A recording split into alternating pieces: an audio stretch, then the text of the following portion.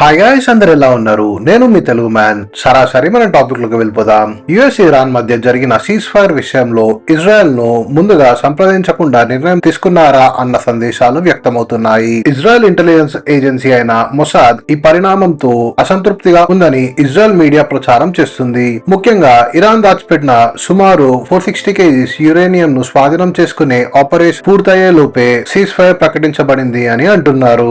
ఈ cease fire 14 రోజుల పాటు అమల్లో ఉండగా ప్రకటించిన వెంటనే ఇజ్రాయెల్ లెబనాన్ పై కేవలం 10 నిమిషాల్లోనే సుమారు 160 దాడులు జరిపినట్టు సమాచారం. ఈ దాడులు తీవ్రంగా ఉండి ప్రతిరోజు భారీ ప్రాణ నష్టం జరుగుతుందని నివేదికలు చెబుతున్నాయి. సదరన్ లెబనాన్ లో నివసించే ప్రజలను ముందుగా ఖాళీ చేయమని ఇజ్రాయెల్ ఆర్మీ హెచ్చరికలు జారీ చేసినప్పటికీ ఈ పరిణామాలు ఇరాన్ కి కూడా ఆశ్చర్యానికి గురి చేశాయని చెబుతున్నారు. సీజ్ ఫైర్ ప్రయత్నాలు పూర్తిగా ఫలించలేదని, పరిస్థితులు మరింత ఉద్రిక్తంగా మారిందని విశ్లేషకులు అభిప్రాయపడుతున్నారు. కొందరు ప్రముఖులు కూడా ఈ దాడిని చూసి భయాందోళనకు గురవుతున్నారని సోషల్ మీడియాలో ప్రతిస్పందనలు కనిపిస్తున్నాయి.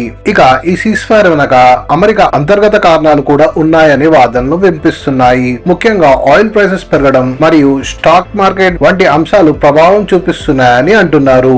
అమెరికా కాంగ్రెస్ లో కూడా యుద్ధానికి వ్యతిరేకంగా అభిప్రాయాలు వ్యక్తమవుతున్నాయన్న నేపథ్యంలో చట్టపరమైన పరిమితులు విధించే ప్రయత్నాలు జరుగుతున్నాయని సమాచారం. ఈ పరిణామాలన్నిటినీ దృష్టిలో ఉంచుకొని సీజ్ ఫైర్ నిర్ణయం తీసుకున్నారని కొందరు విశ్లేషకులు భావిస్తున్నారు. ఇటీవల జరిగిన పరిణామాలపై అనేక వాదనలు వినిపిస్తున్నాయి. కొందరి ప్రకారం అమెరికా అధ్యక్షుడు డొనాల్డ్ ట్రంప్ ముందుగా ఇరాన్ నాగరికతను ధ్వంసం చేస్తానని హెచ్చరించి తర్వాత స్టాక్ మార్కెట్ లాభాలు పొందేందుకు చర్యలు తీసుకున్నాడు అని ఆరోపిస్తున్నారు. అదే సమయంలో అమెరికన్ స్టాక్ మార్కెట్ లో S&P గ్లోబల్ అండ్ డవ్ వంటి సూచీలు సుమారు 1.5% పెరగడం కూడా ఈ వాదనలకు కారణం. అయితే ఇవి నిర్ధారించబడిన విషయం కాకుండా ప్రధానంగా అభిప్రాయాలు మాత్రమే. ఇరాన్ విషయానికి వస్తే ఆ దేశం సాధారణంగా ఓటమి ఒప్పుకోదు. అండ్ అంతేకాకుండా ఇరాన్ అంతర్గతంగా సమాచార నియంత్రణ చర్యలు తీసుకోవడం అండ్ మీడియాపై ప్రభావం చూపించడం వంటి అంశాలు కూడా చర్చలో ఉన్నాయి. మరోవైపు ఇరాన్ విదేశాంగ మంత్రి హుస్సేన్ అమీర్ గల్ఫ్ దేశాలతో ముఖ్యంగా సౌదీ అరేబియాతో సంబంధాలు మెరుగుపరచుకోవడానికి ప్రయత్నాలు చేస్తున్నట్లు సమాచారం. ఇజ్రాయెల్ రాజకీయాల్లో కూడా విభిన్న అభిప్రాయాలు వ్యక్తమవుతున్నాయి. ప్రధాని బెంజమిన్ నెతన్యాహుపై ప్రతిపక్ష పార్టీలు విమర్శలు చేస్తూ మిలిటరీ పరంగా విజయం సాధించిన డిప్లొమాటిక్ స్థాయిలో విఫలమయ్యామని అంటున్నారు. ముఖ్యంగా ఇరాన్ వద్ద ఎన్రిచ్డ్ యురేనియం, న్యూక్లియర్ మౌలిక సదుపాయాలు మరియు మిసైల్స్ సామర్థ్యాలను పూర్తిగా నిర్వీర్యం చేయలేకపోయారని ఆరోపిస్తున్నారు. సీజ్ ఫైర్ తర్వాత లెబనాన్ పై దాడుల విషయంలో కూడా వివాదం నెలకొంది. మొదట సీజ్ ఫైర్ ఒప్పందంలో లెబనాన్ ప్రస్తావన లేకపోవడం, అందుకే ఇజ్రాయెల్ దాడులు కొనసాగించింది అని అంటున్నారు. తర్వాత పరిస్థితులు మారడంతో లెబనాన్ ని కూడా సీజ్ ఫైర్ పరిధిలో తీసుకురావాల్సిన అవసరం వచ్చిందనే వాదనలు వినిపిస్తున్నాయి. ఇదే సమయంలో ఇరాన్ స్ట్రెయిట్ ఆఫ్ హార్ముజ్ ను మళ్లీ మూసివేసే హెచ్చరికలు ఇవ్వడం వంటి చర్యలు ప్రపంచ మార్కెట్లపై ప్రభావం చూపించే అవకాశం ఉంది. ఎందుకంటే ఈ మార్గం ద్వారా ప్రపంచ చమురు సరఫరాలో పెద్ద భాగం జరుగుతుంది కాబట్టి ఇలాంటి పరిణామాలు ఆయిల్ ధరలు మరియు గ్లోబల్ ఎకనామీపై ప్రభావం చూపవచ్చు. మొత్తానికి సీజ్ ఫైర్ జరిగిన పరిస్థితి ఇంకా పూర్తిగా శాంతించింది అని చెప్పలేము.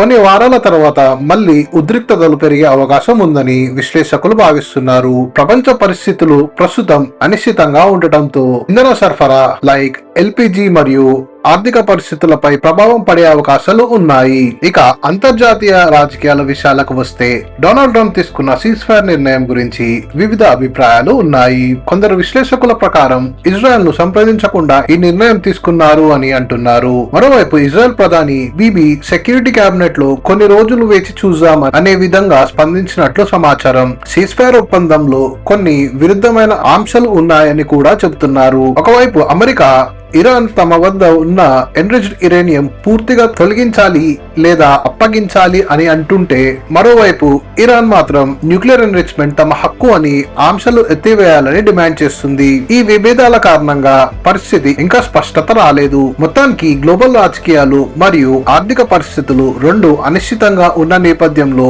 వ్యక్తిగతంగా మన ఆర్థిక భద్రతపై దృష్టి పెట్టడం చాలా ముఖ్యం. కొన్ని వార్తల ప్రకారం కొండ ప్రాంతాల్లో చిక్కుకుపోయిన పైలట్లు అత్యవసరంగా బలవంతంగా బయటకు తీసుకురావాల్సి వచ్చిన పరిస్థితులు కూడా ఎదురయ్యాయి. ఇది కేవలం ఆ పైలట్ రెస్క్యూనా లేకపోతే యురేనియం సైట్ల కోసం వెతుకుదల అన్నది కూడా ప్రశ్నగానే ఉంది. ఈ నేపథ్యంలో బెంజమిన్ నెతన్యాహు తీసుకున్న వ్యూహాలపై చర్చ జరుగుతుంది. సీజ్ ఫైర్ ఉన్నప్పటికీ లెబనాన్ పై దాడులు కొనసాగించడం ద్వారా ఒక వ్యూహాత్మకత ఒత్తిడి సృష్టించారు అని అంటున్నారు. ఈ పరిస్థితుల్లో ఇరాన్ స్పందించకపోతే హెజ్బుల్లా మరియు హౌతీ వంటి ఇరాన్ ప్రాక్సీ గ్రూపులు అసంతృప్తిగా ఉండే అవకాశం ఉంది.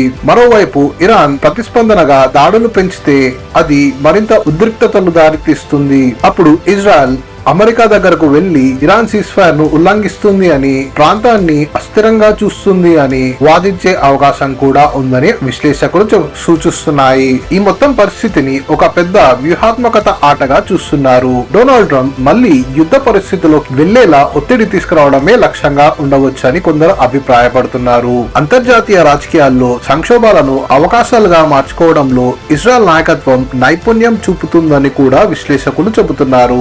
ఇక ఈ యుద్ధం ఫలితాల విషయానికి వస్తే అమెరికా తన ప్రధాన లక్ష్యాలైన ఇరాన్ లో పాలన మార్పు అండ్ కీలక మౌలిక సదుపాయాల పూర్తి స్థాయి ధ్వంసం వంటి వాటిని సాధించలేకపోయిందని విమర్శలు ఆకర్షించడం వంటి పరిణామాలు చోటు చేసుకున్నాయి. మొత్తానికి ఈ పరిణామాలు ఇంకా పూర్తిగా ముగియలేదు.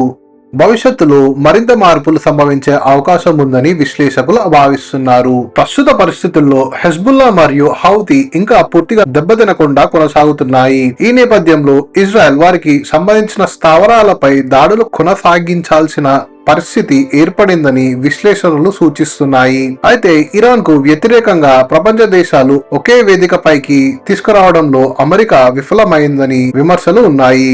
యూరోప్ దేశాల మధ్య కూడా ఏకాభిప్రాయం కనిపించడం లేదు.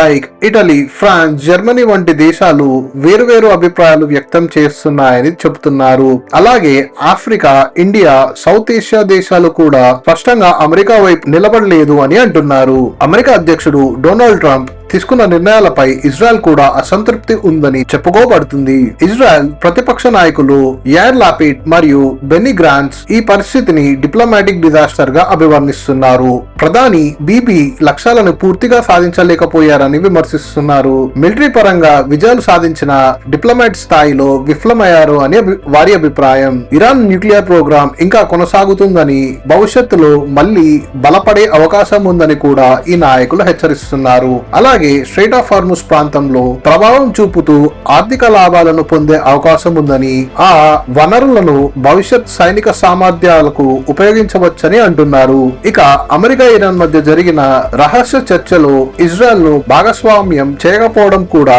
పెద్ద వ్యూహాత్మకత తప్పిదమని విమర్శలు వస్తున్నాయి. యార్ లాపిడ్ ప్రకారం ఈ సీజ్ ఫైర్ ఒప్పందాన్ని నెతన్యాహు ఒత్తిడిలో అంగీకరించాల్సి వచ్చింది అని ఆరోపిస్తున్నారు. మొత్తానికి ఈ పరిణామాలు అంతర్జాతీయ రాజకీయాల్లో అనిశ్చితిని ఇంకా కొనసాగించేందుకు సంకేతాలు ఇస్తున్నాయి.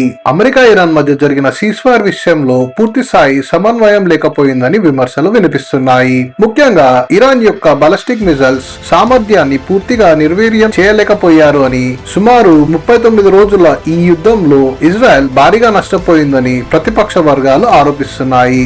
సైనికుల ప్రాణ నష్టం, వనరుల వ్యయం ఎక్కువగా జరిగిందని, ప్రకటించిన లక్ష్యాలను పూర్తిగా సాధించలేకపోయిందని అంటున్నారు. ఆపరేషన్ రోరింగ్ లయన్ అని ప్రారంభించిన యుద్ధం చివరకు ఆశించిన ఫలితాలు ఇవ్వలేదని విమర్శిస్తూ వ్యంగ్య వ్యాఖ్యలు కూడా వినిపిస్తున్నాయి.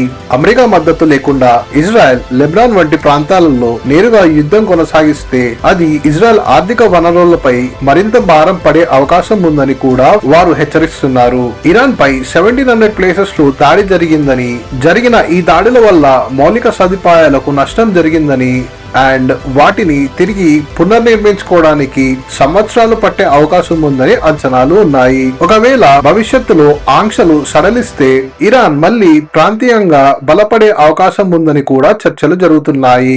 అంతర్జాతీయ రాజకీయాల్లో ముందున్న రోజులపై ఇంకా స్పష్టత లేకపోవడం, డొనాల్డ్ ట్రంప్ మరియు బెంజమిన్ నెతన్యాహు మధ్య ఉన్న సంబంధాలు, తదుపరి వ్యూహాలు ఎలా మారుతాయన్న దీనిపై చర్చలు కొనసాగుతున్నాయి.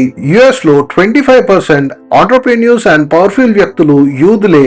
ఈ యూదులు డొనాల్డ్ ట్రంప్ ను ఎక్కడ కూర్చోబెట్టాలో అక్కడ కూర్చోబెడతారు అన్న టాక్స్ కూడా వస్తున్నాయి. అదే సమయంలో యుద్ధం తాత్కాలికంగా తగ్గిన గ్లోబల్ మార్కెట్ కొంత స్థిరపడటం అండ్ ఆయిల్ ధరలు ఒక బ్యారెల్ $117 నుండి $90 కు తగ్గడం వంటి ఆర్థిక ప్రభావాలు కూడా కనిపిస్తున్నాయి. మొత్తానికి ఈ పరిణామాలు ఇంకా పూర్తిగా ముగియలేదు. రాబోయే రోజుల్లో రాజకీయ ఆర్థిక పరిస్థితులు ఎలా మారుతాయన్నది కీలకంగా మారనుంది. సరిగా ఇచ్చిన కంటెంట్ అండ్ రీసెర్చ్ మీకు నచ్చినట్లయితే లైక్ అండ్ సబ్స్క్రైబ్ చేసుకోండి. మళ్ళీ ఇంకో వీడియోలో కలుద్దాం. జై హింద్.